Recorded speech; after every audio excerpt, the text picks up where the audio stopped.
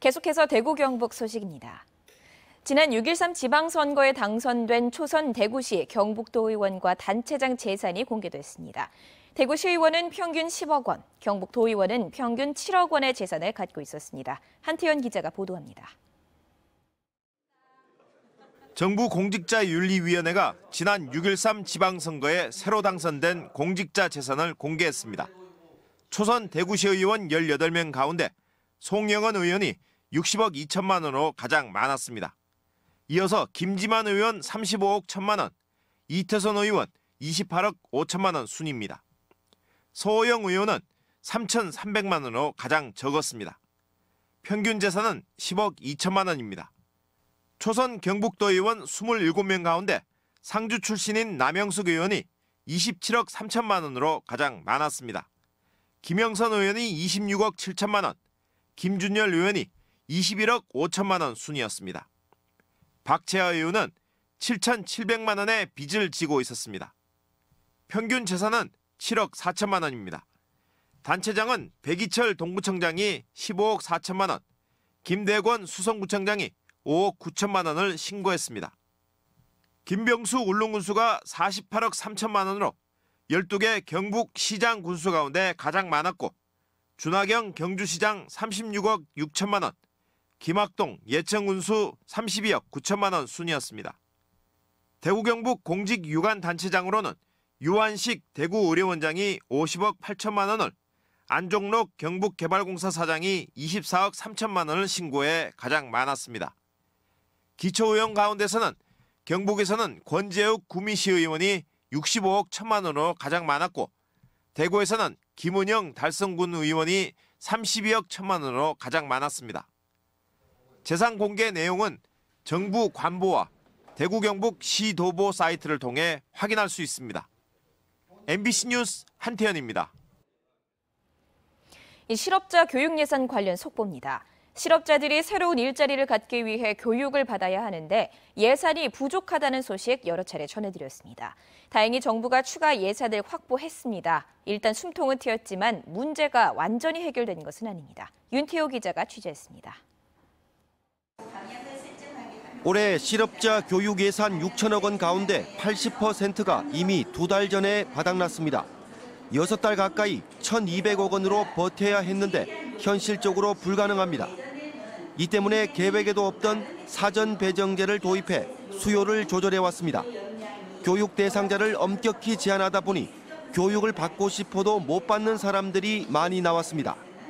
카드 발급 안 된다고 이제 불만을 토로하시는 훈련생분들이 이제 전화 문의가 굉장히 많고 거의 하루에 꼭 뭐 한두 분은 전화 주셔가지고 굉장히 좀 불편하다고 하시는. 교육생을 억지로 줄이다 보니 교육학원들도 타격을 받았습니다. 사태가 심각해지자 고용노동부가 1,000억 원을 추가로 확보하기로 했습니다. 기준계획 변경을 통해서 그리고 지금 이제 그만큼 더 수요가 계속 있는 상태이기 때문에 추가로 더 예산을 받으려고 하고 있습니다. 문제가 완전히 해결된 것은 아닙니다. 예산을 추가로 확보하긴 했지만 교육 대상을 제한하는 사전 배정제는 여전히 시행하기로 했습니다. 예산이 언제 또 고갈될지 몰라서 미리 대비하겠다는 건데 시장을 진정시키는 효과는 그만큼 더딜 수밖에 없습니다. 훈련 평가를 통해 우수 교육기관에 지급하는 인센티브도 애초 12월에서 내년 2월로 연기됐는데 이마저도 지급이 불투명한 상황입니다.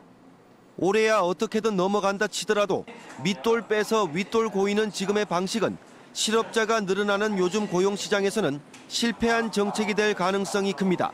MBC 뉴스 윤태호입니다. 대학병원 로타바이러스 감염 신생아가 1명 더 늘어 16명이 됐습니다.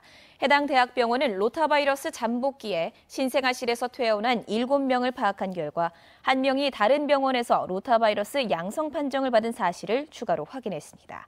로타바이러스 감염 신생아는 지난 23일 이후 격리된 14명과 잠복기에 감염된 2명을 포함해 모두 16명으로 늘었습니다. 병원 관계자는 현재 치료가 필요한 신생아는 없다며 2차 확산 등 만일의 사태에 대비해 계속 지켜보고 있다고 밝혔습니다.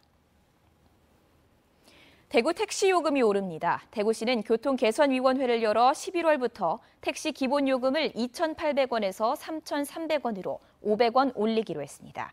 주행요금과 시간요금도 134m에 100원, 32초당 100원으로 14.1% 인상합니다. 대구시는 최저임금 인상과 연료비 상승 등을 고려했다고 밝혔습니다. 대구 택시요금 인상은 2013년 1월 이후 처음으로 다음 달 대구시 물가위원회에서 확정됩니다. 미세먼지에 취약한 어린이 건강보호와 대기환경 개선을 위한 어린이 통학 차량의 LPG차 전환 지원 사업에 대구시가 소극적이라는 비판이 나왔습니다. 대구 경실련에 따르면 올해 대구시가 환경부의 신청에 반영된 어린이 통학 차량 LPG 전환 대수는 50대로 전국 최저 수준이었습니다. 경상북도는 100대 신청에 100대 반영, 광주는 100대 신청에 90대가 반영되는 등 세종과 충북을 제외하고는 신청 대수가 50대 이하인 곳은 대구가 유일합니다. 환경부는 어린이집과 유치원, 초등학교와 학원 등의 어린이 통학 차량 중 오래된 경유 차량을 폐차하고 LPG 신차를 사들이면 한 대에 500만 원을 지원하고 있습니다. 개정된 도로교통법 시행에 따라 오늘부터 모든 도로에서 운전자뿐 아니라 탑승자 모두 안전띠를 착용해야 합니다.